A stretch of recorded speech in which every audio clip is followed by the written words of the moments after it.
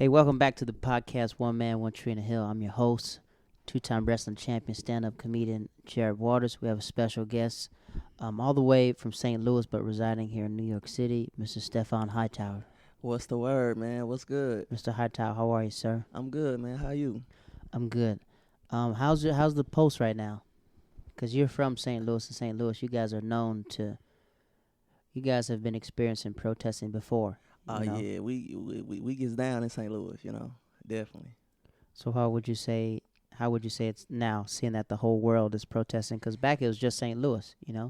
Yeah. From what I've been seeing, man, it's been getting off the chain. And St. Louis a competitive city for no reason. Like when what's it called? Minneapolis first broke out, it was a lot of people talking about they beating us, and like they was making it a competition because they felt like Minneapolis was destroying stuff better than St. Louis did.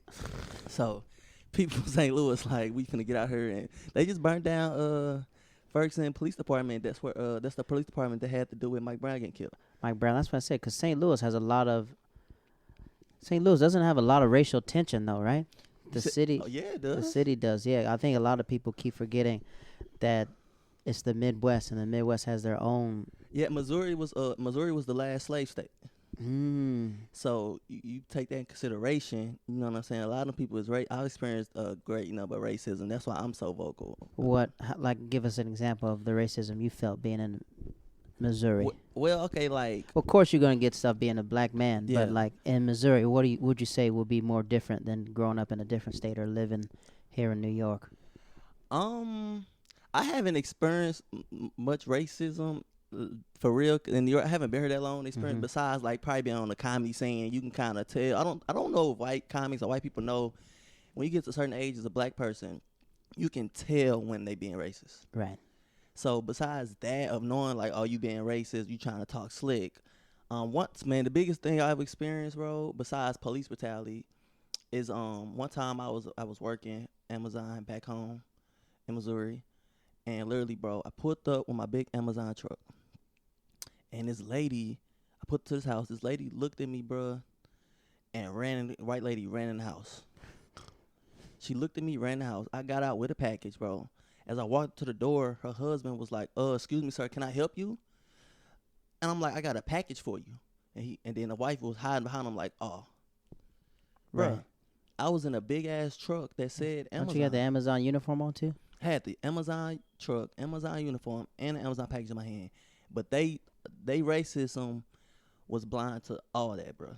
All they saw was a black dude. I think that sometimes, because you guys' neighborhoods are like segregated, right? Would you say that, or would you say everyone lives together in St. Louis? It's a little bit of both. Mhm. And I think it's like that everywhere, where you got like the mostly black neighborhoods, you got the white neighborhoods, then you got the mixed neighborhoods. So yeah. I think in New York, you live in New York, so New York's completely different. I think that in the South and the Midwest, most people do live amongst each other. Yeah. So most, like in New York, like they put black people on this side, Jewish people on this side, Spanish people on this side, and like Brooklyn, we could mix it up. But I feel like a lot of people are separated in New York. I see that. Like when I see the barrels, I see what you mean when they be like, oh, this area is gentrified or whatever like that. Spanish Harlem, they Yeah, they kept a definitely. lot of the people out. But like down south, usually if you meet a white dude, you're gonna meet him or anything else, playing football, playing sports, you're gonna run into somebody. Right. And white people been gentrifying shit. You know what I'm saying? When Columbus pulled up with that boat and saw the Indians, that was being gentrified. You know what I'm saying? I think it's, I think it's more like I don't know. Let me get my words out. I think that these buildings that are being burned are the buildings they really want to take over and like build back up to restore. Word. There's a lot of historical buildings. They're like, well, let's restore, let's remodel it. But let's go back before we talk about today. You're Hightower. What was it like being a Hightower growing up? Because when you were growing up, that's when the Steve Harvey show was popular. So no one probably thought that name was real, huh? I mean, I used to a lot of people come to me, yo, you related to Steve Hightower off the Harvey show? Of course, I used to lie sometimes, especially when it came to girls. Like, Right. I used to lie. Yeah, that's my uncle, or he's named after me. You know what I'm saying? Did you see the show Steve Harvey played? Yeah, By? and said from St. Louis, so I used to be like, Oh, he is. yeah, so I used to be like, yeah, said know my mom and Steve like my name, and I used to lie all the time to the ladies, definitely. Red Fox is from St. Louis. Red Fox, Lavelle Crawford, Joe Torre, Guy Torre, Dick Gregory. You know what I'm saying? We got a Oh, nice Dick little. Gregory is from St. Yeah, Louis. man. We got a nice lineup, man. Definitely, man. Well, let's go back to where you're originally from, St. Louis. What was the household like? 2-parent household, 1-parent household? How was that Um, growing up? it was a one parent. Okay, so as far as my mom, I just met my father recently in You just met February, your father at the age of. 28. But I met You've him. never seen him at all in your life, ever? Nah, I met him at the age of 28, but I met him the week of my birthday, so I was actually turning 29. So I basically met him when I was 29. Basically, I met him. My birthday is February the 8th. I met my father on Super Bowl Sunday. So So basically, growing up, you had no idea that your dad was. You didn't know who he was. You didn't know in St. nah, Louis. man. No, cousins, nothing. No, it was a Man, secret. I didn't know my dad's side of the family. I didn't know them at all, bro. Like, and it's so crazy, like, because like an area where my granny house is. Mm-hmm. Once I find out where my dad grandma lived, literally, bro, 5 minutes away from my other granny. So I was basically like in that area, not knowing like I was that close to my other side of the family. So growing up, your mom never told you. She was just like, did you have questions like asking like, who's my dad or anything else? Or you just Man, I wasn't really into that, man. I ain't gonna lie, bro. Like I talked to him one time on the phone when I was like super young, bro. like what, like 6? Yeah, I'm talking about like about between like it was under 9 for sure. And I was talking to him on the phone, and he was like, "Oh, I'm your father," like some of those Star Wars shit. You know what I'm saying? I was Mhm. excited. Oh man, it's my father. But I never really talked to him after that. And then I have an older sister, and that's from Oklahoma. And when I was in 3rd grade, we went to her high school graduation, and that was the first time I met her. And then But y'all like had the same dad. we got the same father, yeah. And then She like reached out to you, or I how don't, did y'all even man. One time I was just on MySpace? no, actually, so okay. The original how I met her was I was young, but I was like 3rd grade. My mom was like, I always wanted siblings, so I guess my mom got tired of me talking about it, and she was like, "Hey, you got a big sister. We're Mhm. gonna go take a trip to Oklahoma and see her graduate from high school." I was excited, like, "Oh snaps, I got a big sister," you know what I'm saying? But I was young at the time, so after that little weekend, we lost contact, and we got back in contact in 2000 and what's it 2020. Mhm. Me and her got back in contact in like 2018. And what So did she say? She was just like, and I got back in contact with her.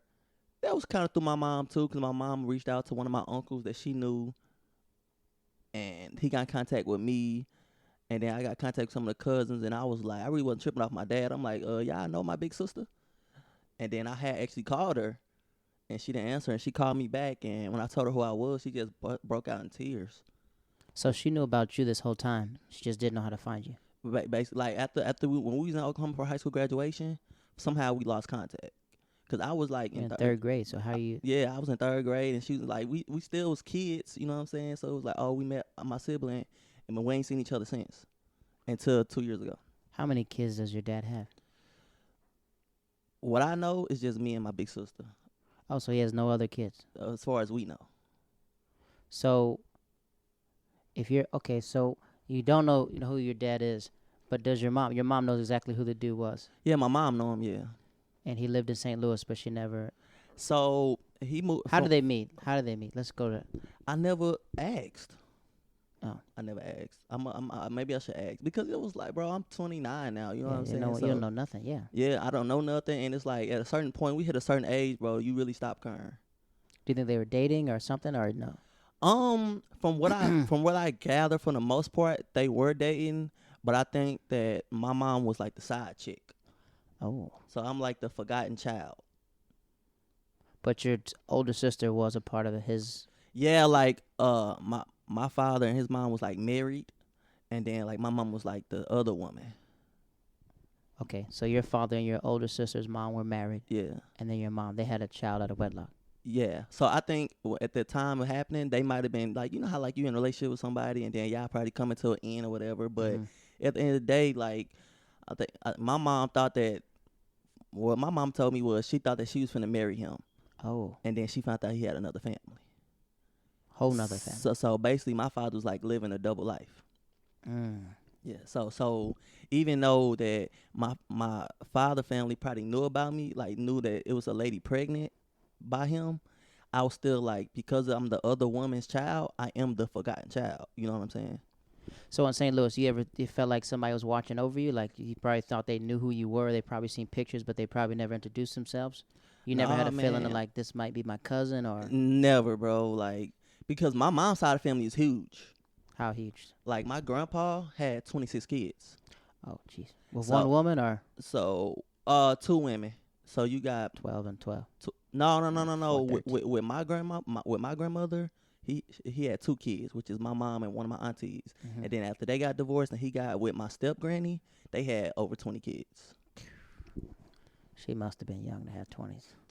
Man, look, they was doing their thing. Like I'm 29, bro. My youngest uncle is like 31, 32. So like one of my uncles, a few of my uncles grew up like as cousins. Mm-hmm. Okay. Yeah, So you had to respect your uncle. yeah.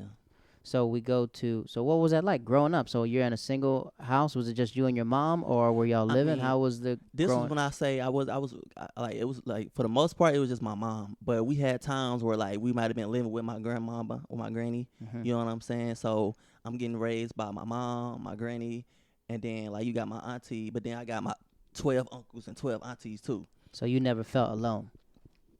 Or And did you feel alone but you couldn't express what it was? it wasn't aloneness. It was more of like I was like I've always felt like an outsider.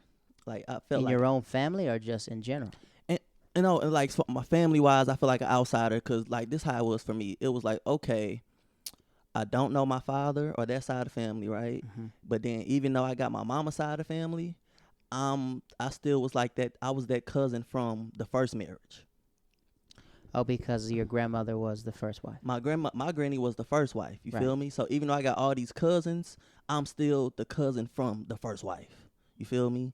So it And was you like, always felt like that? yeah, it was like I can tell that I was different. Like I can tell like damn, I'm separate from them a little bit. Like this family, but I'm a little different. How could you tell? Like, what was the significant difference between you and your other cousins?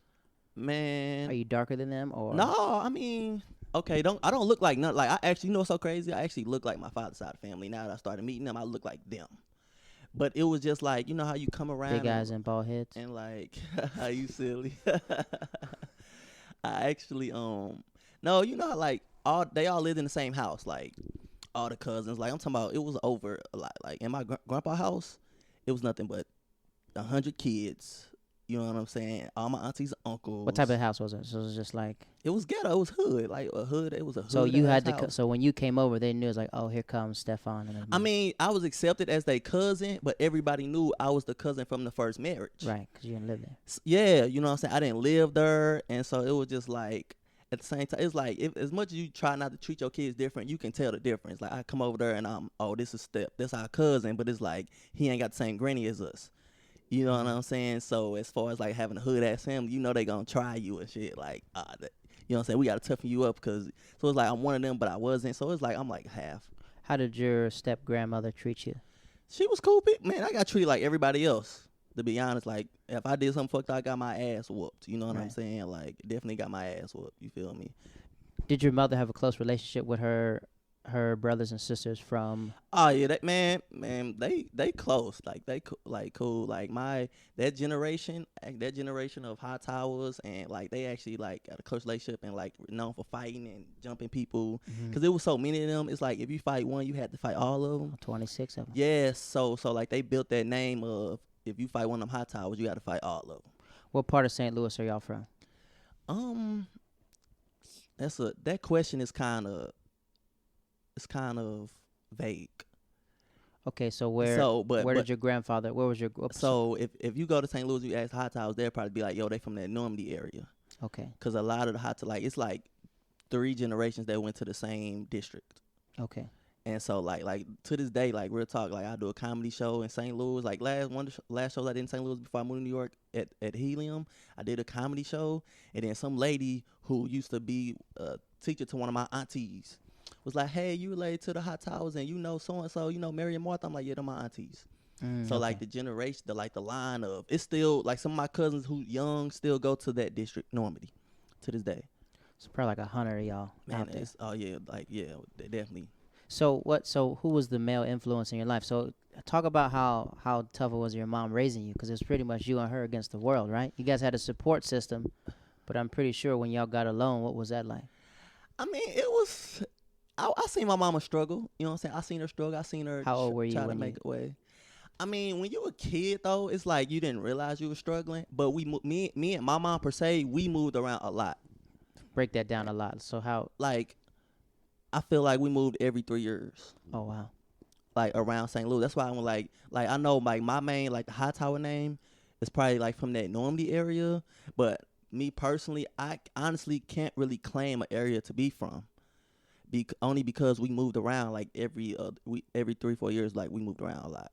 Even if I was going to like the same school, like I remember I was living in one district, but we was using my granny address because they wanted to keep me in that district because that was a better district.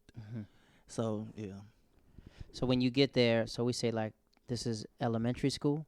So elementary school, what's that like? What's that like being in elementary school? It was lit. But I'm saying like so you're not going for your cousins. Are you going to a different school or? Yeah, and I was that cousin too who didn't go to the same school as all my cousins too. Okay. Like I went to the school with one of my cousins like one time, and I was in 4th grade, but she was younger than me. She was like in second or first. So you But my other cousins went to the school like 15 minutes away. It was like we just lived like a couple blocks over. We can go to school to all the cousins. You know what I'm saying? Well, that probably was better for you of like meeting other people, you know, because some people when they're from that big family, that's all they rock with. Their Yeah, family. and to be honest, if I went to school with all my cousins, I would have probably got into more trouble. Like I probably would have been in a lot more trouble. Because they all know each other. We all know each other, and nigga, you know what I'm saying. You with your cousins, you already bad. Like you already like a problem child. So you going there with your other cousins? Oh yeah. I remember in North Carolina we had these kids called the Westmorelands. That was their last name, and there was like 50 of them. And one of them took my brother's chain or did something. And I called my grandma. She goes, "Hold on, we go to the source." And I was like, "How many of them?" She said, "There's like 70 of them." So so we're just sitting there like, "You gotta fight one, you gotta fight all 30 of them." They all go to the same school. They all got that Westmoreland name. It was like freaking that's wolves. how it was in my grandpa's house. So what? So going to? Do you have any memories of like good teachers growing up in elementary school? Because you say it was. Oh, definitely, man. My 6th grade teacher, Mr. Hicks, man. Like, Mr. Hicks was dope as hell, bro. Like, and he was like that teacher who, like, it felt like the school put all like the problem kids in like that classroom in 6th grade. Cause like I remember the first day of school in 6th grade, and then walking in there, and to see the people that was in that class was like a shock. Everybody was like, "Nigga, you in her? You in her?" Every time somebody walked in, "You in her? Oh, we finna kick it this year. Oh shit, you in her?" And like I realized what type of student I was by the time I was probably like in 6th, 7th grade. Cause What like type of student were you? like I know I was a class clown, and I ain't gonna say I was really a troublemaker, but I definitely was like a class clown, or I was like one of them kids who brought a lot of attention. Only because, like I said, you heard like I remember like coming in class, and when certain students see me, they'd be like, "Oh shit, you in her?" Like, and when somebody say, "Oh shit, you in her?" Well, let's go back to when did you become that person who become the class clown? Because you went straight to 6th grade. What in elementary school made you want the attention or want to make people Man, laugh? What early memories I do didn't you even have? necessarily want it. It was just natural. It wasn't like I was just coming to school like I'm finna clown. It was just being natural. You know what I'm saying? Just But I'm saying like when did you start noticing this is the response that you want? Because everybody, you know, you have that thing when you're around your families. Do that again, do that again, do that again. Well, you're trying to make people laugh. What was your early memory of like, this feels good. I'm going to do this because people are laughing. 8th grade. 8th grade was the first time I was like, okay, cause like when I was 8th grade, I was in choir, I was in band, Mm-hmm. I was in drama class, and so I just remember I was in drama class, and like I was the number one student in drama, like making up my own Acting skits, what? Oh, okay. acting drama, and like the teacher gave us something to do, like I was lit.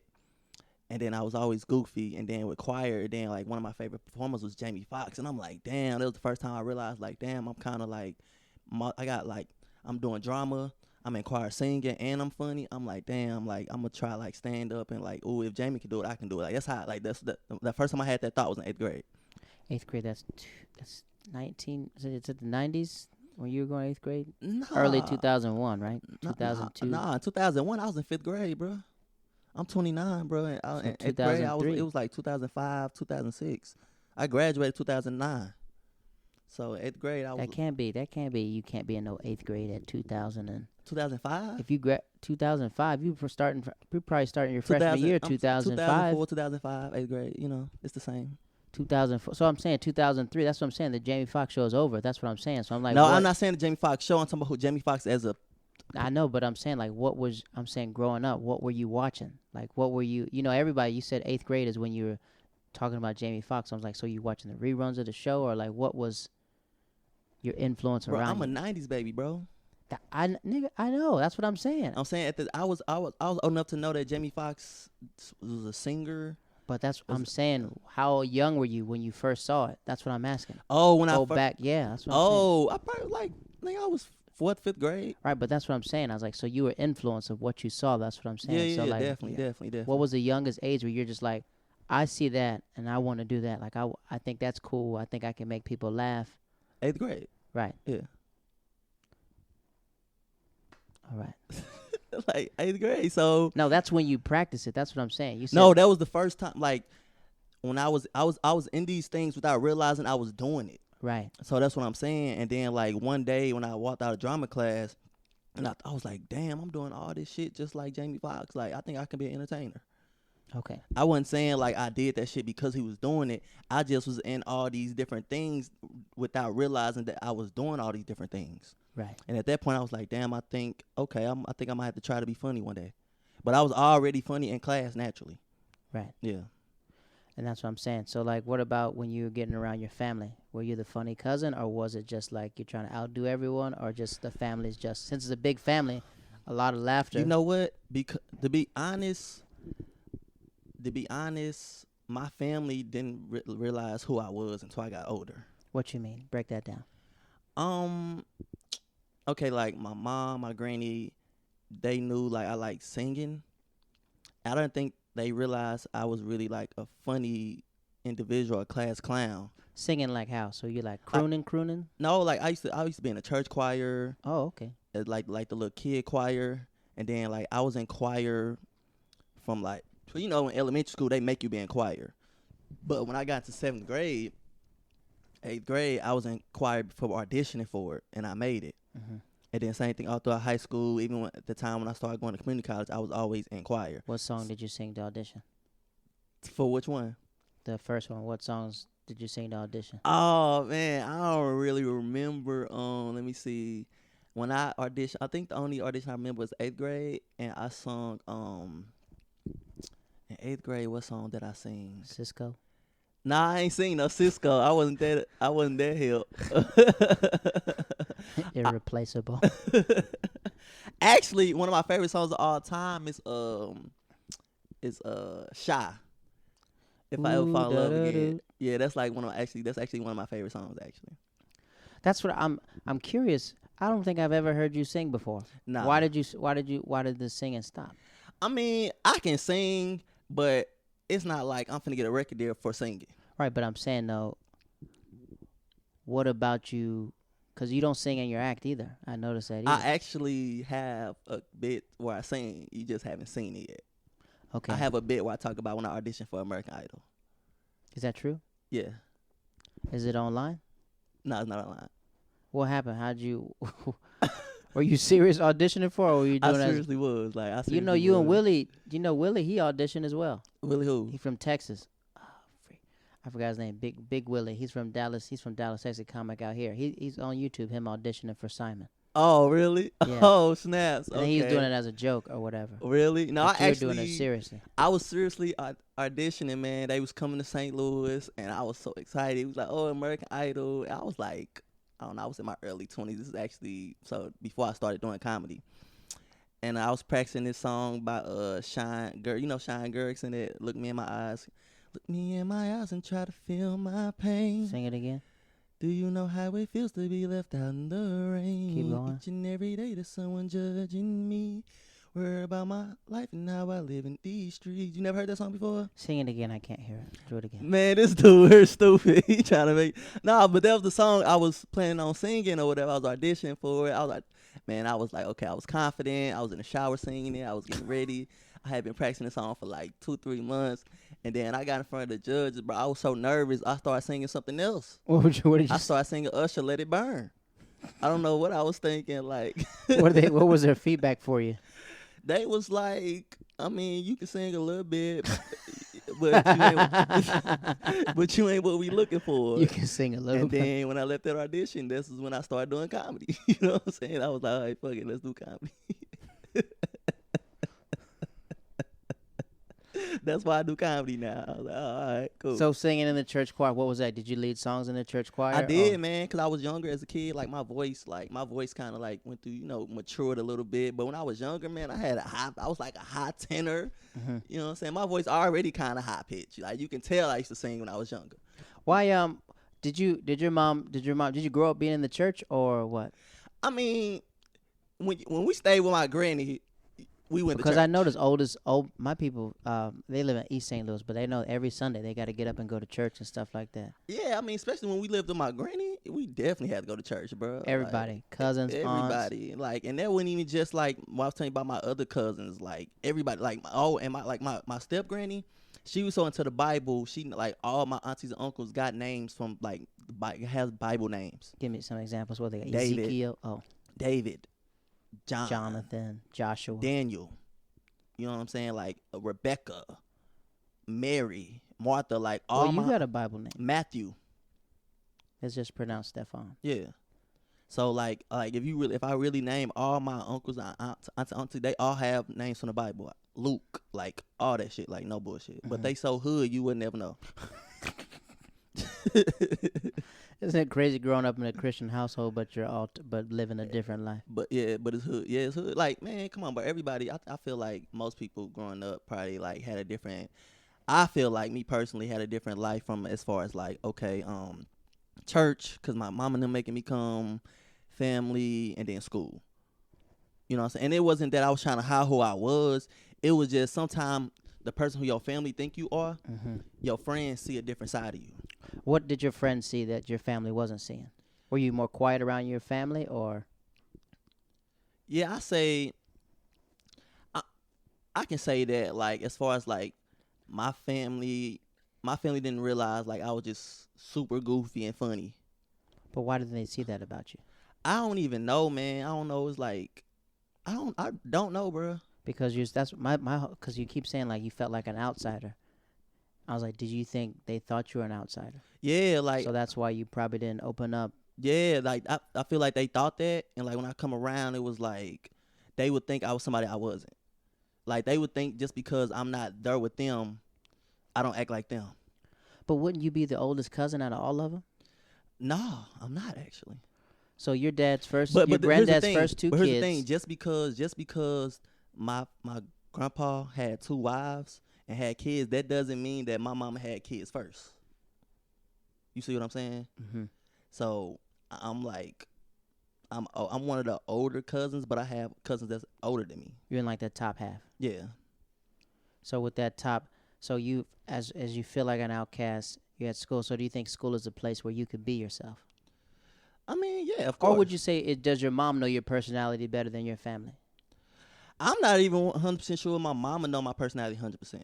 But it's y'all and her. It's you and her. Why didn't? I mean, yeah, but I'll say like when I was growing up in the house with my grandmother, I felt like a respect. It was a certain way you act in front of your granny. This is your like, step granny. It was like a granny, respect thing. Yeah, like my granny. You know what I'm saying? It was just like I don't know. Like I was more of like a.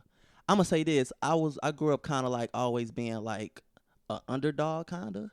Like you ever met somebody who like probably can do things other people do, but they might overlook. Like I was kind of like overlooked in a way. Were you smaller when you were young? I wasn't smaller, bro. It was just being like, I wasn't even smaller, bro. I wasn't smaller. I was always me. It was just like and I'm a outspoken introvert though. Like I can be introverted at times. Like I can see that, yeah. Yeah, you like, are introverted at times. Yeah, like I'm introverted at times. So at times you thinking me like, oh, this nigga kind of he off maybe. But I would say you have good timing. I think a lot of the stuff you say is perfect timing, where people don't expect you to be listening, and then you'll say something. Yeah, that's yeah. Like when we're at when we were at Jaddy's show, and April goes, "Ain't no good." What did she say? I'm looking for good Christian men. He goes, what you say? You're just like, Oh, she said there's no handsome single Christian man at the church, and I was like, man, I just joined the church. he said, what you talking about? I just journeyed. I just, because I ain't been there yet, Yeah, or something like that. yeah. So it's like I can be introverted, and then Well, I it's gotta bleep like out her name. I feel This like comic said, there's no handsome single men at the church, and you're like, what you talking? I ain't been there yet. I just, I I just just. joined. And then the other one, when this female comic, what did she say? She goes, I'm just attracted to guys who are. What did she say? I'm attracted to guys whose lives are effed up. Oh yeah, she said she tried to damage people. And then you go, my life effed up. My life is. You're like, my life is effed up. And everybody turned around. I was like, that's Stephon. He's always listening. Like I'm one of those come out of nowhere type of people. Like I'm introverted, but it's But like when you play spades, you're not introverted at all. yeah, man, that's that side of that's that hood side. Like that's that my other cousin side of me where it's like, okay, now y'all finna see this side of me. Were you nervous? Like growing up, were you like just nervous to do that? Like what contributed to being an introvert? I mean, Because in 8th grade, you weren't introverted at all anymore, right? Or were you introverted at home but extroverted at school? I think for me, it was always a time and a place for me, and like moving around a lot. Sometimes I can be introverted because like I be observing, bro. I want to try to like know your character or like, but like it's always the people closer to me who really know me more than like outsiders. Like even if I hang out with you, that don't mean you know me, my personality. So it's like okay, like the way I am around you and Reggie or whatever, other comics or other people might not know like that's me. Okay. Like you know that's me. Yeah, we know.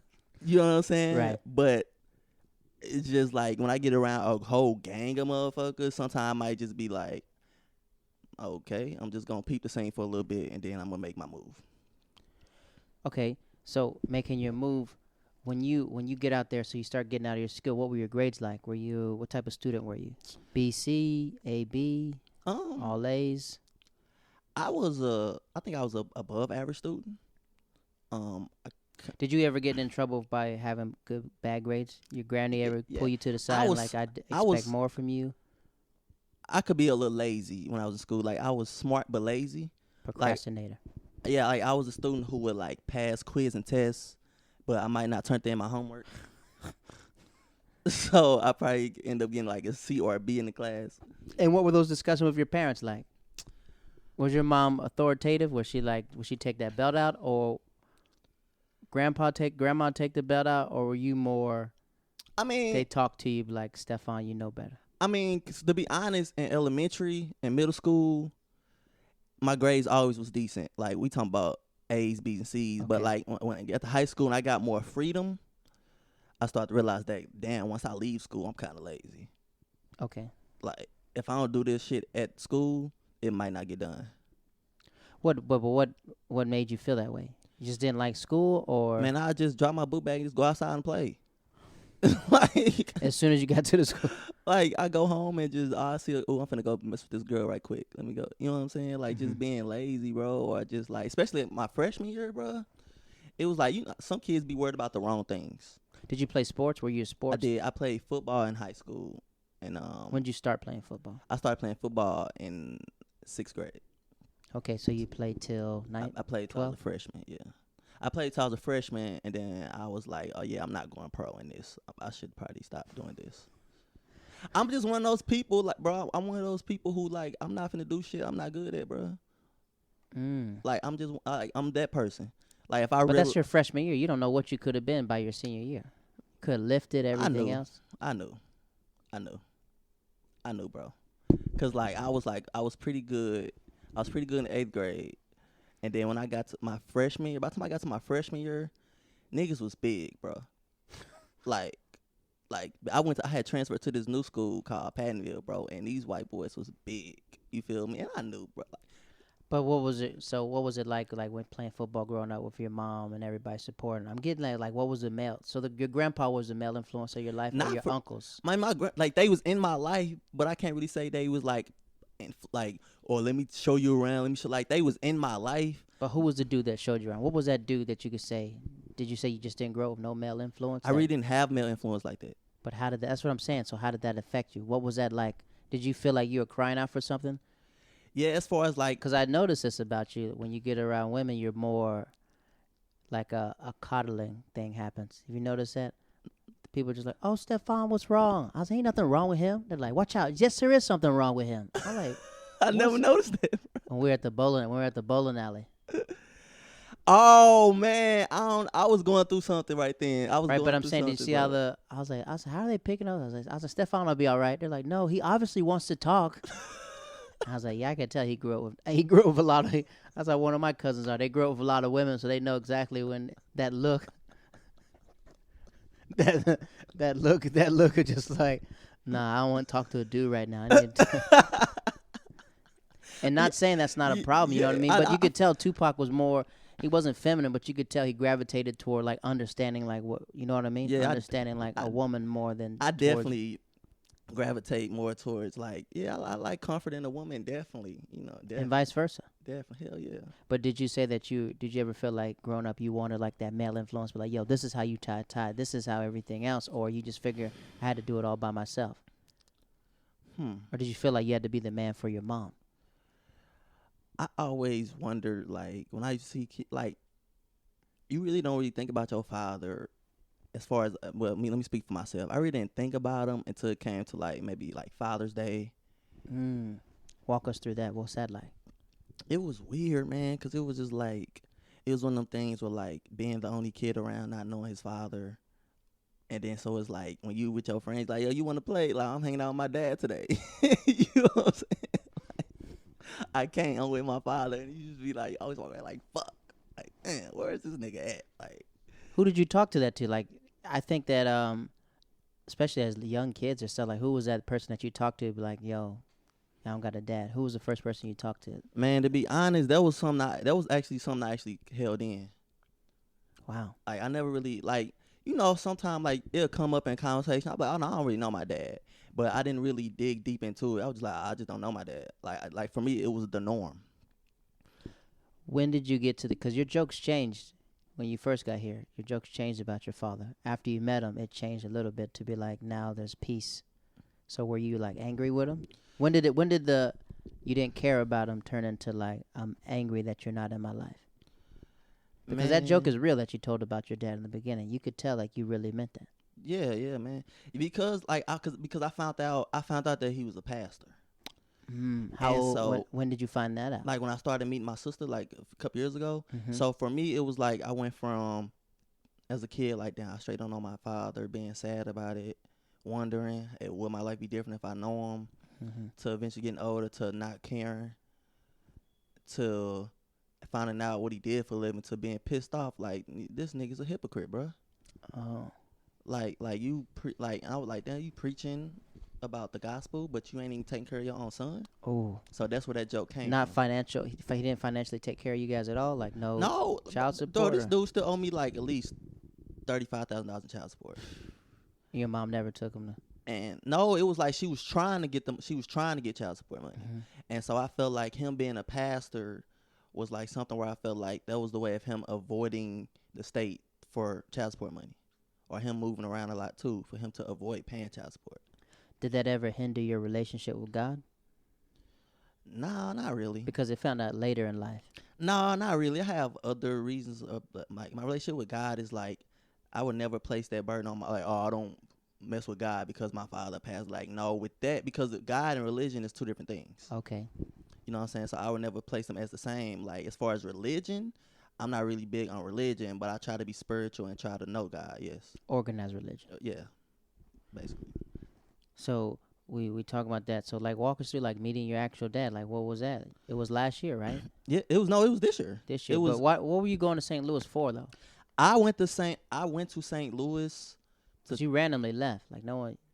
No, I had a show. I was booked at the Funny Bone. That's with Rachel. Rachel, was that the Rachel one? Feinstein, yeah. Yeah, that was the one. Yeah. And so it just so happened I was coming to St. Louis, and I also had some business. I had some like, what they call it, strings, some unfinished business. Business ties. So I had some unfinished business. So I went home, and then my sister was like, "Yo, you going home?" And then she put my father on the phone, and he was like, "Yo." Oh, she three-wayed him in. He was, yeah. So she's the reason I met him. What's your sister's name? Regina. How older if she is you?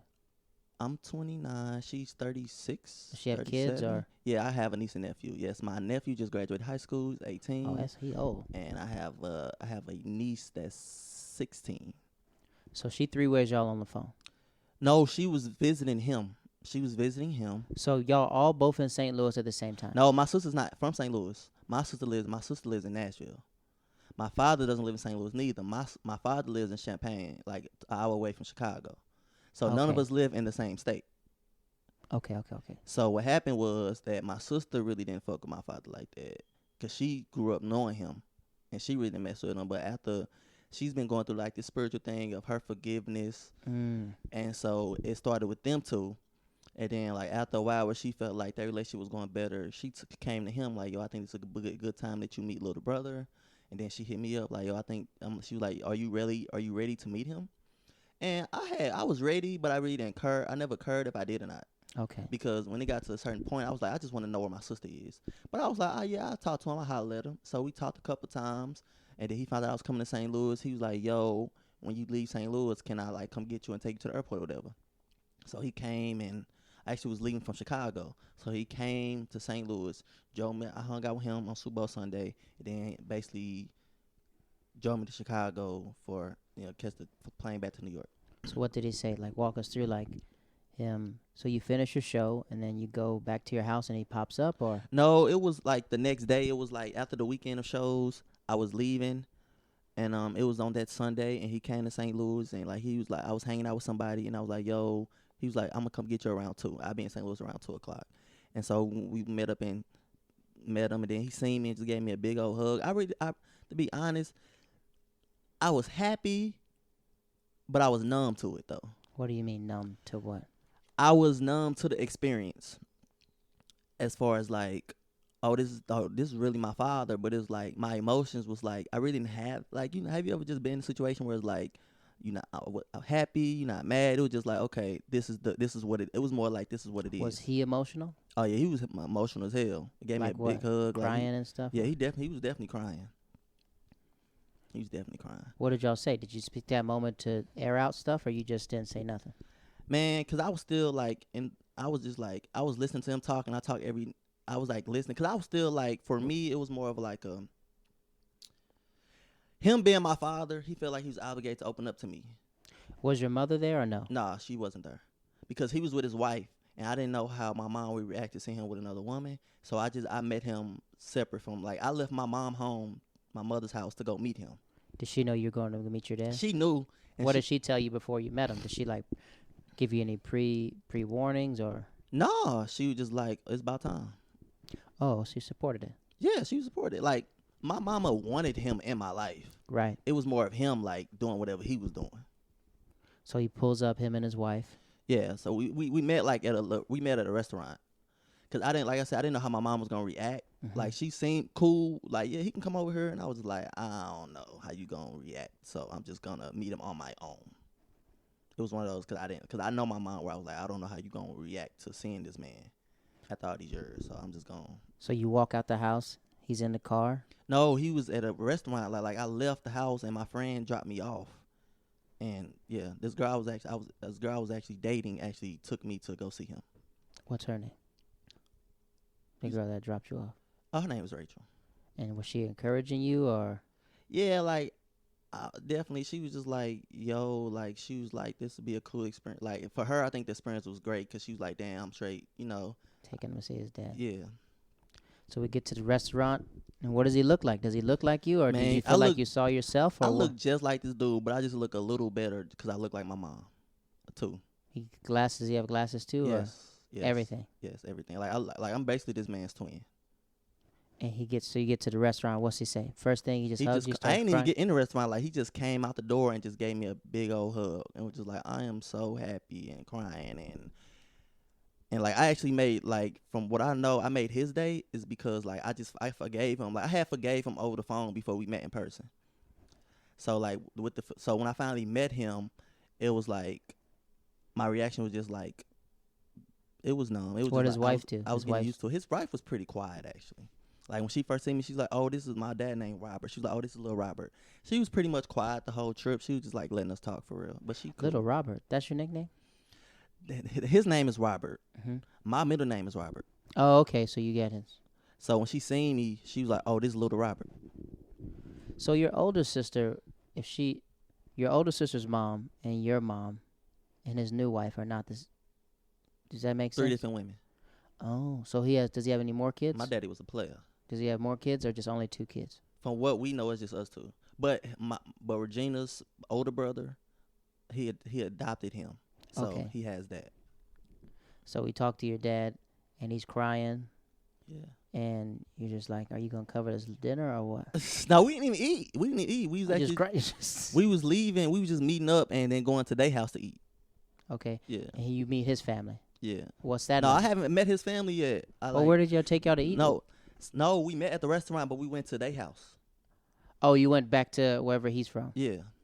and he was cooking for you, and Yeah, his wife cooked. His wife can cook, man. I'm telling you. But I'm saying though, like if you heard the joke before, I actually met some of my aunties and my grandmother. I was meeting them before I met him.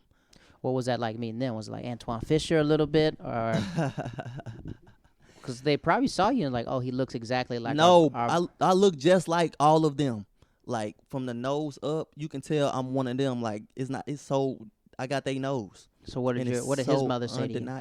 Man, okay, so this was the weirdest. This is like the weirdest experience I had.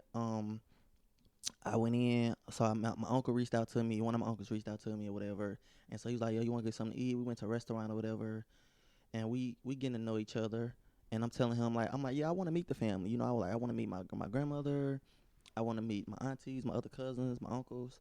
And he was like, yo, you want to meet your grandmother? I'm like, of course. And he was like, yo, she don't live too far. You want to go over there? I'm like, yeah. So he calls her, hey, I'm finna bring Robert's son over there. Now, mind you, with this pre-notion, I'm on my way over there. I'm getting so excited. Like, damn, this lady never met me before, never seen me, didn't know about me. In my head, I'm like, damn, I just got so many questions. I'm going to ask her. Like, Right. This is going to be a special connection. Man, get to her house, bro. She opened up the door. And the first thing she said to me was, wow, I haven't seen you since you was a baby. And my whole attitude just changed, bro. Like, Dang. like that. Like, when she said it, it was like such shock value where it was just like everything I was thinking, how the experience was going to be, was complete opposite. You were upset that she knew that you were out there? Like, you knew about me? Like, you were supposed to be granny. Mm-hmm. Like, because I had the pre-notion that she didn't know about me. You feel me? So, with me thinking she didn't know about me, to her finding out, to her saying I haven't seen you since you was a baby, it was kind of like, in a way, I was a little bit heartbroken. Like, I was a little bit heartbroken. Like, damn, like, it just ain't what I thought it was. Like, I felt like she was a deadbeat granny at that time. Wow. And that's how I felt. So it was just like, damn. So like then that whole experience with meeting her became awkward. Like once she said that, it became awkward. So you don't say nothing at the house, or? I mean, we talked a little bit, but it's still like in my head, I still was like, man, this some bullshit. Right, you knew I was there and you didn't. Yeah, like she showed me pictures of, oh yeah, you look like you look like me, you look like all your aunties and uncles, and like bruh, it was like the genes is so strong, it's ridiculous, bro. So do you think all your cousins and everybody knew about you, but just didn't say nothing? I think If she said I knew you looked the same as a baby. I think a couple of my aunties, I think it was half and half. Like I think some of them didn't know about me, and then the ones who did know about me lied about not knowing about me. You know what I'm saying? Because if the grandmother knew about me, some of y'all had to know. So what's the relationship now with that side of the family? I don't really talk to them, bro. Like I really don't even talk to them for real. Do they reach out or? And here's the thing, though. I've only actually met a couple of my uncles. I met my auntie, a couple aunties on the phone, a couple cousins over the phone, but I haven't really met the rest of the family. So I'm still like kind of like the forgotten child still. On both sides now. Yeah, but it was like I'm not. I wasn't a forgotten child on my mama's side. I was just kind of. No, but I'm saying on your mom, you said you felt like an outcast on that side. Yeah, like when I was younger, I felt like that when I was younger. Okay. When I got older, we're actually that side of the family. Like we're actually closer. Like I felt like that when I was younger, but by the time I got in my teenagers, I knew I was like I kind of like got the cousins that's close to my age. You're close to them. We hella cool. But All like of I'm them. talking about like when I was younger though, like I'm talking about like probably before like middle school grades or whatever. Okay. So teenage years, you start to fit in, And so you look at your grandmother, and you guys look alike. What was it? Is her husband alive, or is her grandfather alive, or he was when you met him, or you only met your grandmother? I only met my. You gotta think, bro. This was recently, bro. Oh, okay. This is So like this is like this 28. This is like 2018. Like I'm talking about meeting my grandmother at 26, 27. Wow. Like this is recent stuff. Like you know what I'm saying. So How old is she? How old was she? how was my grandmother? Mm-hmm. Man, I don't know. Like, what would you think? What did she look like when you met Robert's looked like Robert's mom? She looked like she in her 70s. So she knew, and your cousins probably knew. But you still want that, right? Do you still want a connection with that side of the family? Do you think that it will complete you a little bit? Nah, bro. I'm at the age now where it's like they can't validate me. Not validate you, but like, do you have that notion to realize, like, what else am I made of? I mean, that's part of. I feel like that's probably part of who. Like maybe if I met more of them, I would figure out more of maybe who I am because like that's part of my life. But it's like it's like I don't care because there's so many great people who haven't really known their side family came out to be great. So it's just like I'm at the age where it's like, bro, I don't really care for real. Because and then I found out like it was a rumor going around, like they had a rumor going around about me a couple years ago. Because What was the rumor? No, because it wasn't a rumor, but they like it was going around the family, but they didn't reach out to me like once they found out about me, because my father's a pastor, so you know they got the gospel going around like, damn, Robert a pastor, but he ain't taking care of his son. So a lot of Was that because of the joke that you were saying? Do you think that joke spread around? Because that joke is online, right? that joke is online, I So believe. do you don't think? But I don't think like they know I'm a comedian. I actually met one of my cousins at a comedy show because. Nah, for real. She was like, she heard me being introduced. I was gonna be on the lineup, and then when I went out to a bar to get a drink, she walked up to me like, "Hey, I just found out you was my cousin. I'm so and so." But she left before I performed, so it was like, oh, okay. And then like she added me on Facebook, but like none of them didn't reach out to me. Like according to one of my aunties, they all like came on my page and just like looked at my page, but none of them like added me, and then they just be lurking. So to me they weird. Maybe they don't know what to say. True, that could be true too. You know, maybe they don't know what to say, but maybe when they hear this, they were like, oh, maybe we should just reach out. Because think about when you have kids. I don't know who they are, so it's like, yo. Think of you. I know you could date a cousin. That could happen. No, it's possible. Like I always felt like since I didn't know my dad's side family, it's possible I've come across a cousin too. It's very possible. And if they're lurking on your page, you probably ran into some of them you don't even know. That's a fact. I can agree with that, definitely. So you just can't date women in St. Louis then. Basically. Right, man. you really can. You don't know who. Yeah, but I think after a while, like, you know, it's so oh, it's funny you said that. I actually had a crush on this girl when I was in middle school. Her name was Megan. I had a crush on this girl 7th grade, and I used to like give her like my lunch snack for a hug. Be like, yo, can I get a hug? And she'd be like, can I get your cookie? And I'd be like, sure. Here you go. You know how girls is when you're in middle school getting like a snack and shit. Right, that ain't changed from you now. I started young. No, but I found the first day 8th grade, this girl Megan, I found out this girl was my cousin the first day 8th grade. Through our other cousin. Because we was in choir together first day 8th grade, and in 7th grade it was both our cousins, and that's how I found out we was cousins. Straight up. Do you watch that show Rami? Have you heard of it? I heard of it. I haven't really seen too many episodes. They have a whole episode about him dating his cousin. Damn, for real? But I never got a chance His first cousin, too. Damn. It was his first cousin. And I straight went home. I remember I went home. I was like, yo, Mom, you know this girl named Megan so-and-so? And she was like, yeah. She's like, yeah, that's your cousin. I was like, Mama, that's the girl I've been giving my snacks to. Then she owed me a whole 2 semesters worth of snacks. She said, that's my cousin. She's like, that's your cousin. She was like, that's so-and-so daughter, so-and-so. So yeah, I grew up with them. And I was like, what? Keep going. So what about okay, say you have kids, because do you want a family, right? Do you want a family, wife, kids? Because I would say that you're more of a lover, not to disrespect that you are a tough black man, but I would say that you wear your emotions on your sleeve sometimes. I do. Right? I do. And I can say I want a family, man. Like, I'm not forcing it. If it happened, it happened. But I'm saying, do you want a family to show, like, do you want to show your kids, like, what a father is? Or you just want a family to just have more Hightowers to continue the legacy? I think with me, I want a family. I want somebody who I can just know 100% trust and know they got my back. Okay. And so if that means having a family to do that, then yes. What was the first age where you started dating? Because I think your dating life is very interesting. When did you start, like, your first memorization that dating a girl that wasn't your cousin? When did that first start? when did you when did you when did you start talking to like girls or like caring about girls that like weren't related to you? When did that happen? In middle school. Middle school. I mean, but you know how guys is, bro. But Like, were you like the type of dude where you just where you're a long-term relationship type of guy where you stay with a girl no, for a long time? bro. My longest, bro. Nah, bro. My longest relationship has probably been like under 2 years. That was when you were coming here, right? Yeah, like that was my longest relationship, bro. And like because to be honest, like even though you had a crush, I liked the girls back then when I was younger. Girls ain't really like my mama didn't buy me name brand, bro. So it was like girls wasn't trying to date a nigga with the shacks. You know what I'm saying? Like girls ain't dating niggas with like Shaq's went hard though. bro. And St. Louis is a real fashionable city. Oh, so everybody had the So come on, girls in middle school want the niggas with Jordans. Air Force Ones. Yeah, like my mama wasn't buying, bro. My mama was not buying me that shit. Like the girls wasn't fucking with the nigga with the clearance back Nikes. Like no, like they want the nigga with the Jordans, the nigga with the Forces, the Timbs. Like no, bro. Like I was cool and I was the fun. I was always the. Did you date in high kid. school?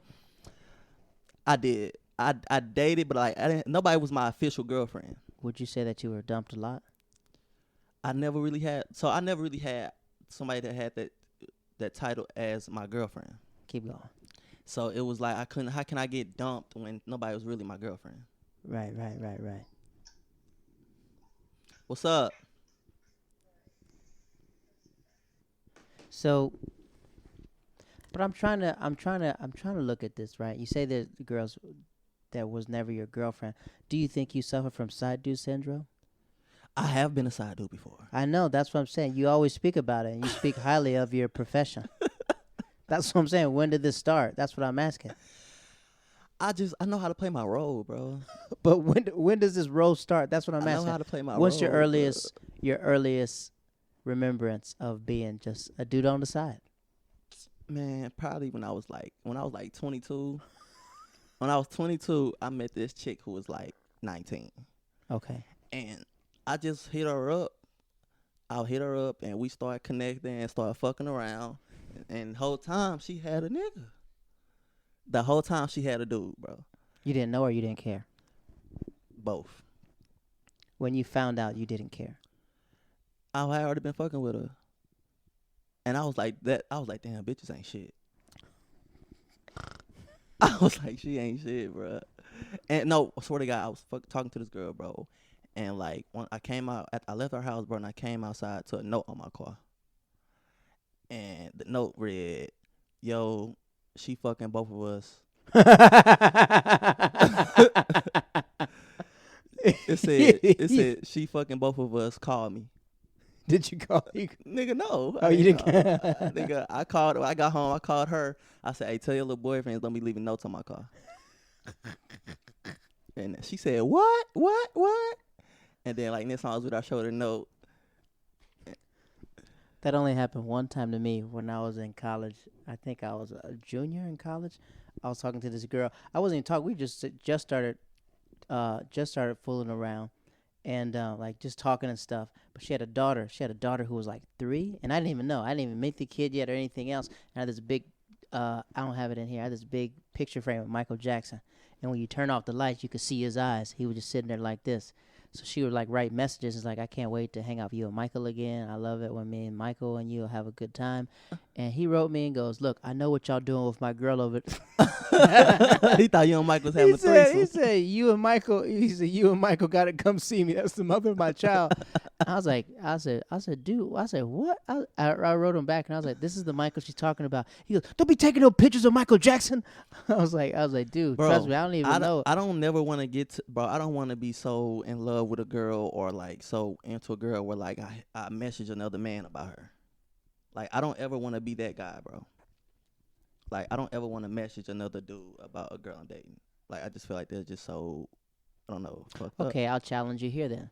So when you're going through your situation, when you were super sad about it? What were you so sad about? Not wanting the girl to leave you, not wanting to end, or what? If you It didn't care, was because if your longest relationship is under 2 years, I would say ever since I met you, you've been dating somebody. Would that be an accurate statement? it is. You bro. came here in a relationship. I did, bro. I'm not gonna lie. Like You in a when I moved to New York, I was in a relationship, and I still was like in a long distance relationship. So I'm a cheater. Fuck it. I'm a cheater. I am. Fuck it. It's out there now. Is it because you grew up as a side dude or what? What do you think? I mean, That's not it's not cheating because y'all not in chat. You get even removed. You guys aren't in Facebook status or anything else. no, bro. So how's that She been ain't gonna lie. The girl I was dating, but trying to get on my Facebook page for the longest, bro. And I like, nah, bro. Like, and it's not because even if we was like, I want something to be so real where like if I put you on my page, it's sort of like I don't want to put you on my page and we only together for a month or 2 months. Like, How long no. were y'all together before y'all moved to New York? Before I moved to New York, we was together for like 8 months. And that still wasn't serious enough for you. Did she know that? Or would you say you misled her, if we're being honest? Okay. If we being honest, yeah. You misled her. I'm not gonna say I misled her. My feelings was real, but at the same time, in the back of my head, I knew I had to move. And so it was just. When did you know you had to move? Because I met you before. You came out here and visited. Yeah. And that's the first thing we talked about when you're like, I got a girl here. And I was like, you got to leave everything and come here. You did tell me that. You know what? I think I should blame this move on you. I forgot you. Because you said I was thinking about it. I was like, it's going to be hard, man. To leave everything. You know what? And stay I actually, before I started dating this chick, I actually had plans on moving to Atlanta. And so when she met me, she knew I was going to move to this thing. She knew I was trying to move to Atlanta, right? It didn't work out that way. And so we started dating more. And then, but in the back of my head, I always was like, I gotta fucking move for this comedy career, right? And so when you met me, that's when New York was on my radar, and you was like, yeah, I think you should do it, bruh. And then I ended up. I said, absence makes the heart grow fonder, so if she's down, she'll know. Because I did it too. When I left, I had to come out here solo. And I was like, if she's down, she'll come. She's down, she'll support it. So with that, I think she felt like I moved without including her. Which in a way I did. Like I was But being when selfish. you do stand up, is she on stage with you? No. There it is. There it is, huh? You ain't even with me shooting in the gym. So you do that, and then what is your status now? I am single right now. Single. I am single. I talk to I got my options are open right now. Let's just say this. Okay. So that's the relationship part. And let's go to stand-up. When did you first start doing stand-up? Because if you don't know, Stephon is part of this. I would say most of all the St. Louis comics, they have this respect for each other where they're looking out for each other, and you guys move in packs. Would you say that? Yeah. I mean, because where we from, a lot of people don't make it out. And so when you... Why is it that? Why people don't get out? Man. Is the scene is too good or? Not even that. It's just... When I make it out as far as like St. Louis, because some people have this St. Louis mentality is like, I'm just gonna stay here all my life and just everybody don't have the ambition to want to move on, even though it's a town. St. Louis is a talented city that probably lacks ambition. Like it's a lot of talent, but it's just like, and when I say ambition, it's like if somebody doing something good, it's going to be somebody there who kind of hate on you. It's like a crabs in a bucket kind of thing. Right. You know what I'm saying? So it's just like, even sometimes where somebody might, like this last night, man, I just seen like two up-and-coming rappers who like had a good thing going, just got killed in the protest last night. In St. Louis? Yeah. So it's kind of like that thing where like. The rappers were killed? 2 rappers got shot last night, yeah. By the cops or by each other? Or by just haters? I really don't officially know, but I know they got killed. You know what I'm saying? And based off what I seen, it might have been like other niggas.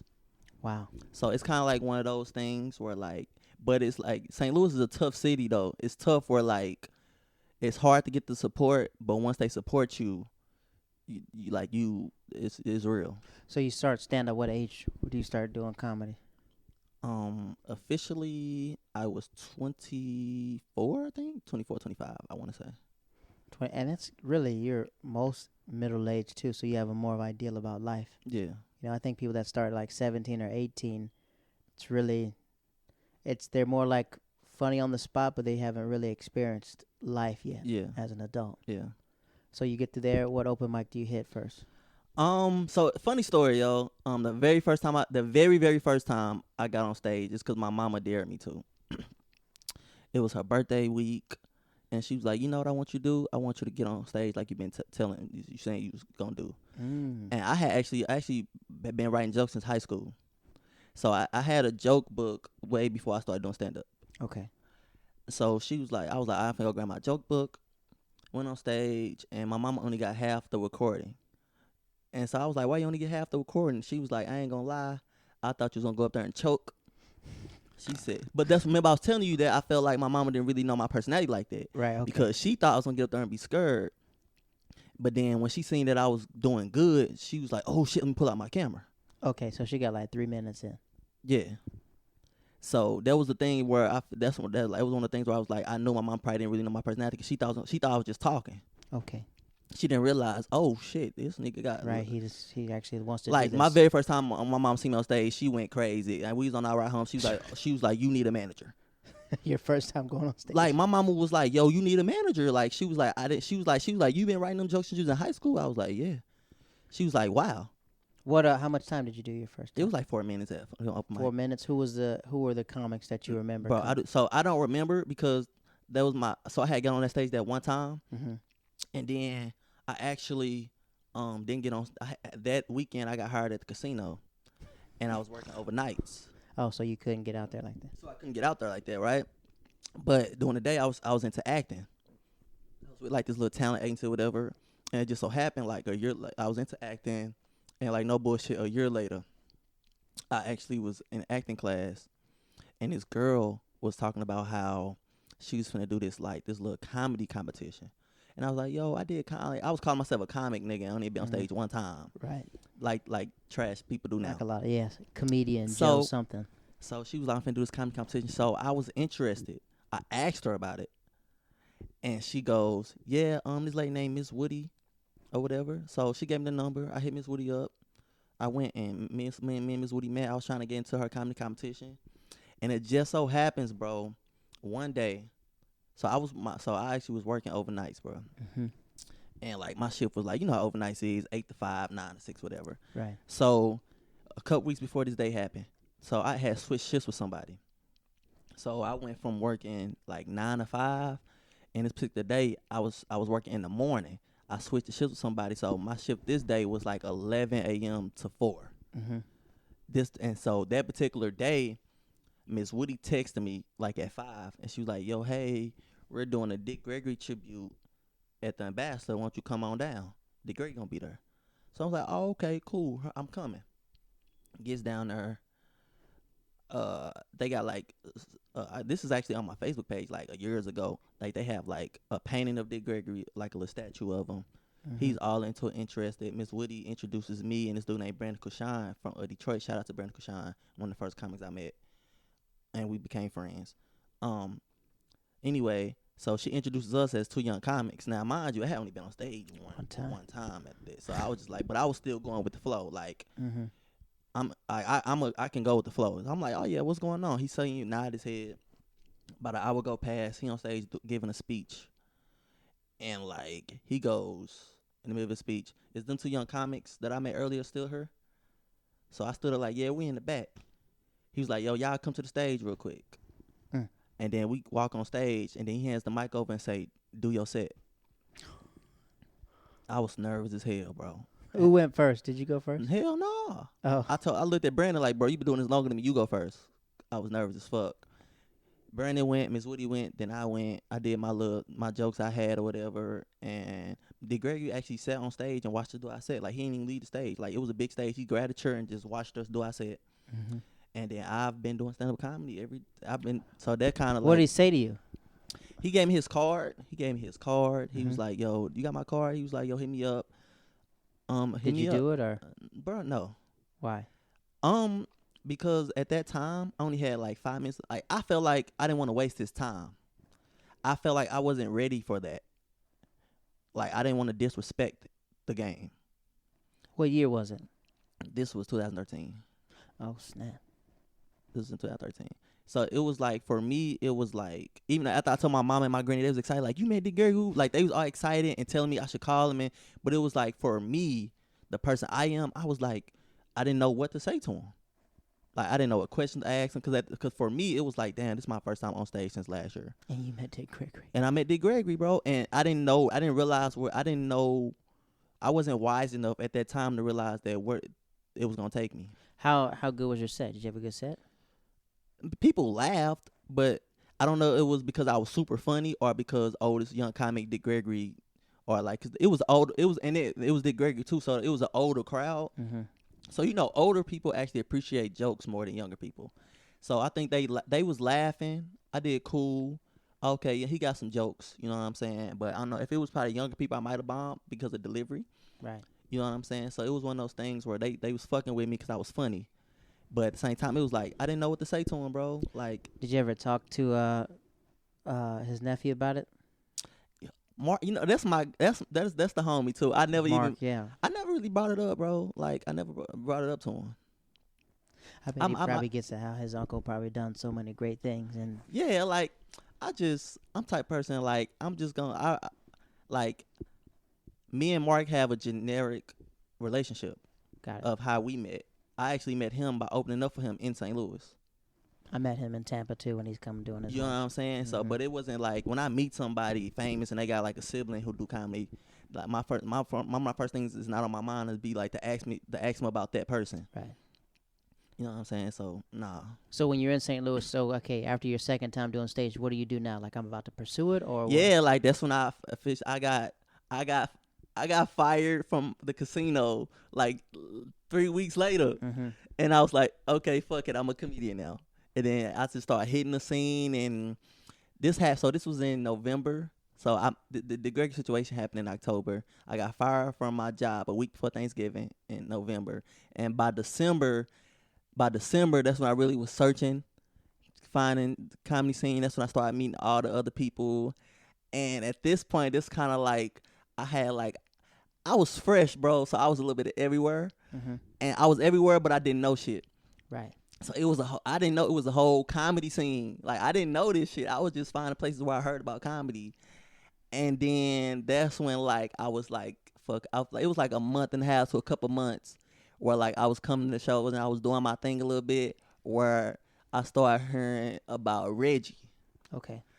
And somebody walked up to me and was like, yo, you remind me of Reggie. And I guess what they meant by that was because we had jokes. Like we came in already knowing the format. Knowing like having a little structure. Like I ain't gonna say I had a solid structure, but I came in with material. Mm-hmm.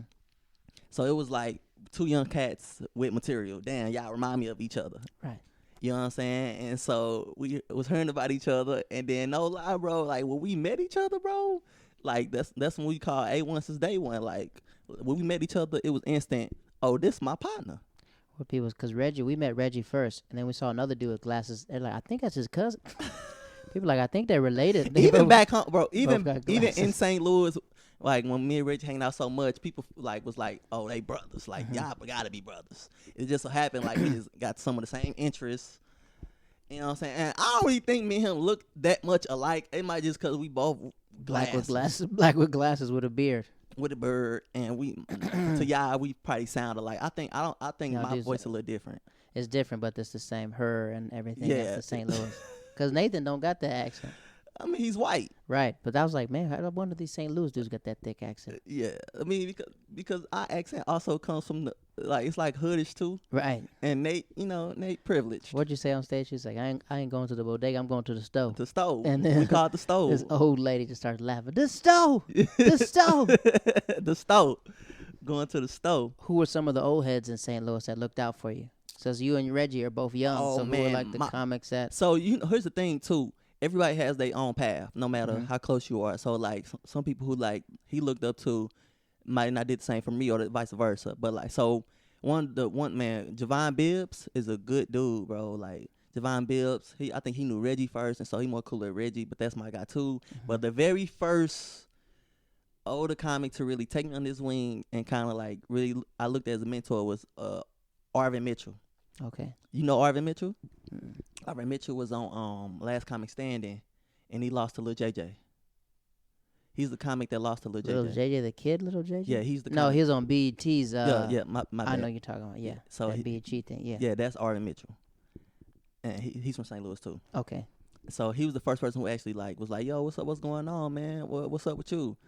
And so Arvin Mitchell, Javon Bibbs, we got a lot of people. Like Jesse Taylor had like the hood rooms where it was like you go and like test your skin. Are they still out there? Or are they all moved to LA or? No. Well, Arvin Mitchell actually is a he lives in LA, but he's a Is that the dude that you called when we were hanging out? He's a cruise ship comic. Oh, he's making bank then. Yeah. Oh, when we was hanging out and what your name called? No, that was To Her More. Oh, To Her More. To Her. That's what's my up, guy baby too. boy? I said, Stephon look happy over there. Man, I'm telling you, the older comics, man, like it's a certain respect. Like everybody not gonna like each other, but when you doing your thing and people know it, it's I'm definitely from got the same city yeah. too. When you from that same city, you definitely got that respect from other comics. Definitely, I feel.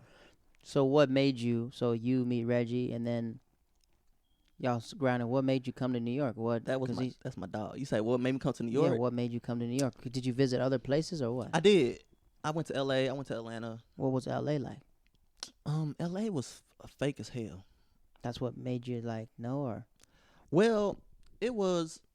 I felt it was more of like searching and getting advice from people. Mm-hmm. I was trying to figure out which city would make me the best comic, and so I chose New York because I felt like New York would make me the best comic, the better version of comic I am. Cause y'all all spread out. Your boy Brandon went to. Didn't he go to LA? Who was Brandon? You mean Vince? Oh, you mean Vince? I met another dude from Atlanta. He said he lives in Atlanta. He's in college right now. Oh, Cameron. Excuse me. Cameron Keys. Cameron Keys is actually my little cousin. Oh, what?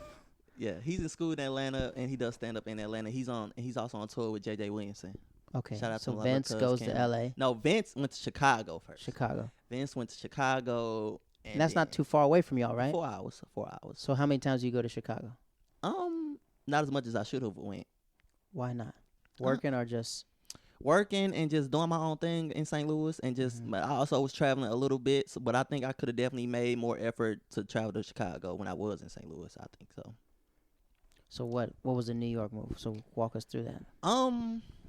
The New York move basically was I was at home and I had been filling out job applications, and I just was like, yo, the first city to I told myself the first city to offer me a job is where I'm moving to.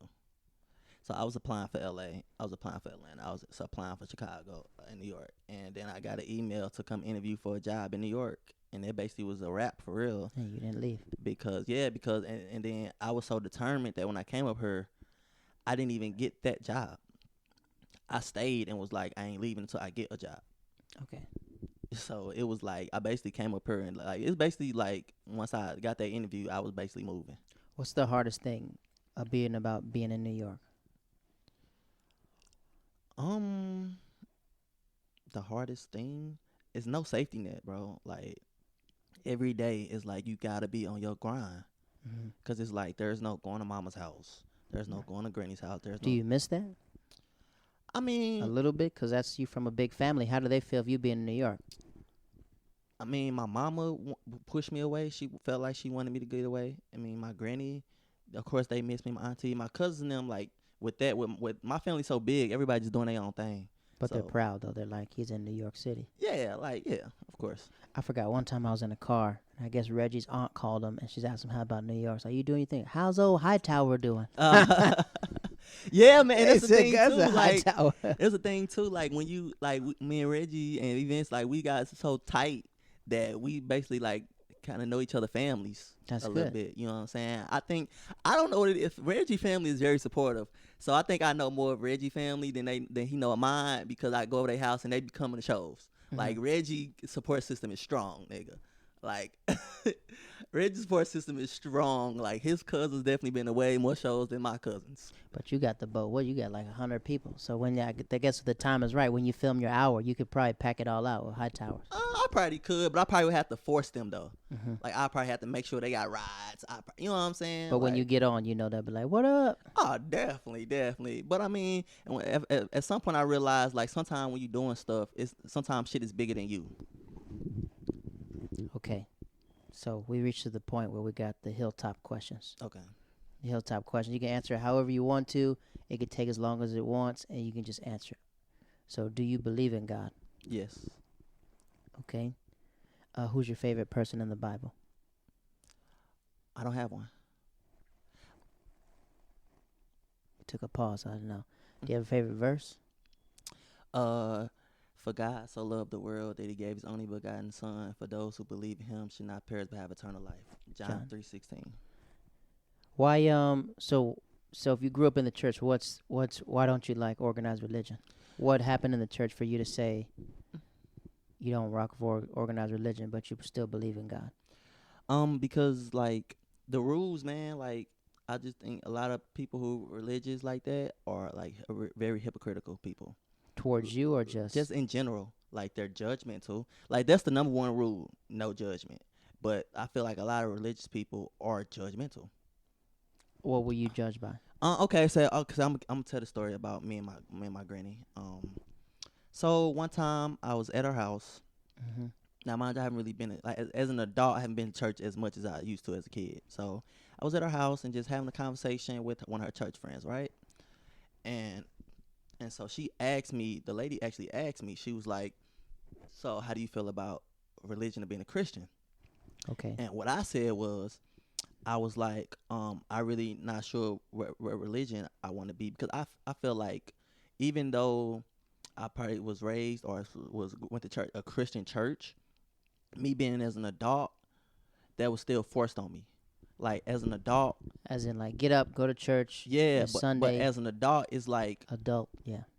it's like, what did I say? Adult. It's the same. Shut up, I nigga. know. Go ahead. But anyway, I feel like at the same time, you also raised me to like make my own decisions and think for myself. Right. So as I got older, it's like I'm starting to see the judgment going on. Or so when my grandmother friend asked me about that, I just told her the truth. I was like, yo, I don't know what I am. I don't know if I want to be Christian. I don't know if I want to be Muslim. I don't know if I want to be Baptist. What she say? I just felt like I should pick my own religion. If I'm getting to religion, I should pick my own. And if I am going to pick a religion, I'm going to study the religions first for me to decide which religion I want to be. And so my granny kind of was like, like snickered, like, and I was like, damn, my granny judging me. And so like that was one thing that made me feel like, damn, my own granny judging me, and I'm just having an honest, my honest opinion. So your relationship with God is just more of a you and Him. Yeah. So would you ever go back to church or? I mean, like I told you before, if I studied it and picked which church. So do you consider yourself a Christian or no? I don't, bro. Like I think I'm half and half. Like, cause I was back. What is the other half? It's a mixed. It's like being a black and white kid. Like you're mixed. It's like. But what are you mixed with? You say you're half Christian and half I'm, Muslim? I'm mixed with Christian, and I don't know. Okay. Because I was baptized as a kid, so that made me Christian. But as an adult, I didn't choose that for myself, so I'm mixed. Because baptism doesn't necessarily make you a Christian. That just says that you were baptized. Yes, I was baptized as a kid, but in a Christian church, in a Christian type of church. Okay. So you believe in God. Yeah, I believe in like God, fate, destiny, all that stuff. Jesus, no. I mean, that's His son, right? Yeah, that's saying you say you believe. So you believe in like Christian views, but you don't believe in the rules of Christianity. Is that accurate? Yeah, basically. Okay. We're going. This is the next question. When's the last time you had a nightmare? Sure. When I seen the dude in Minneapolis get killed, George Floyd. George Floyd. When I seen that knee on his neck, that was like a living nightmare. Why? It's because like when you see the look on that police face was so evil, bro. Mm-hmm. Where it's like I can't have nightmares about that because it's like I think one of my biggest like as far as a fear for me is like going through that where it's like nobody around. Like a fear is being killed by a police officer and there's nobody recording it. And like, well, I'm the only person around. Yeah. Like that's a nightmare. Broad bro. daylight too. Yeah, like that's a nightmare, bro. Because it was like I know for a fact I probably would die in vain. Like I would die, and it'll just be their story against mine. But I don't have a story because I'm dead. Well, what was it like when y'all got pulled over by the cops that one time you did record it? Were you trying to de-escalate the situation, or what would? I got mad. I'm not gonna lie, bro. I was pretty upset, bro, because it was one of those things where they was telling Reggie that his license plate was fake and the tags didn't match Registration. the registration. And so I got upset because for me it was like, dude, the plate is right here. Like it's clearly this is a new plate. And Reggie had to, if you saying it don't match this vehicle, but we're showing you the old plate and you clearly see that, like comments, like not having common sense pissed me off. Right. Like I don't care how good as you bad or good you are at your job. Come on now, just at least have some common sense. Were you fearful in that situation at all? Like it could go left or what? I'm always fearful, bro. Like it can always go left for police. Right. It don't matter. Even if you call the police, it can go left for you as a black man. Shoot, I know. Yeah. So it's like having situation with police is a 50-50 thing. Mm. Like if you get pulled over, there's a 50% chance you're gonna die. As a black man, like those really are Fears that people have. fears.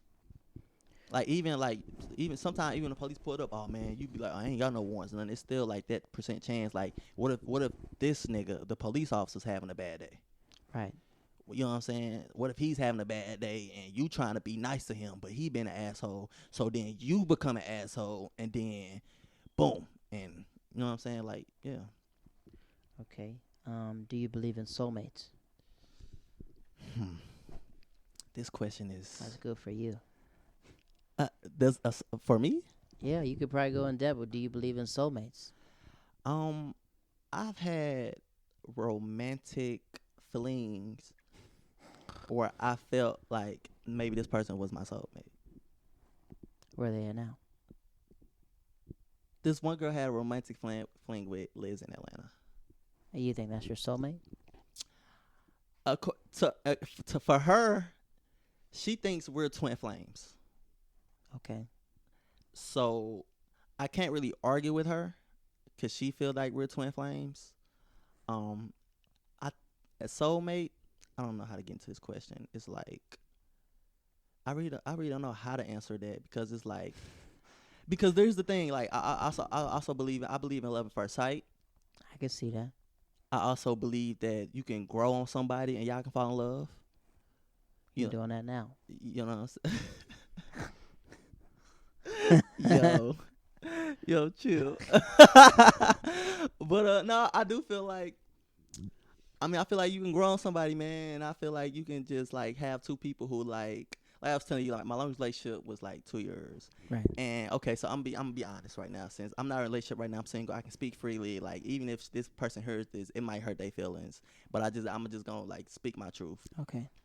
So it was like I was dating this chick back home, and like I love her. You know what I'm saying? Right. But then I met a chick in New York, and like our connection was so deep, it made me realize that damn, I might not been in love with that particular person. Like I thought I was in love, but it made me realize like damn, maybe I wasn't in love. So that wasn't your soulmate. Type shit. You know what I'm saying? So let me ask the question again. Do you believe in soulmates? You just ran around the whole question, didn't answer anything. Yes, I do. Yes. I don't know, cause I felt like I felt like that deserved a more than just a yes or a no answer. Like that's how I felt. Yeah. What do you think happens when you die?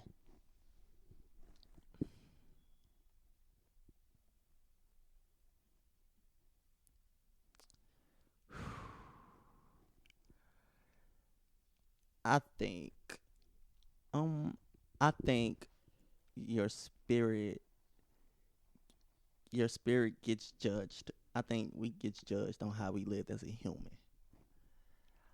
I do think like I definitely do. Mm-hmm. And I think depending on how you get judged, I don't necessarily, like I'm not saying I don't believe in heaven and hell, right? Right. That's not what I'm saying. But I feel like there's something else. I think it's more than that. Like I don't think it's just heaven and hell. I think there is a middle ground somewhere. Okay.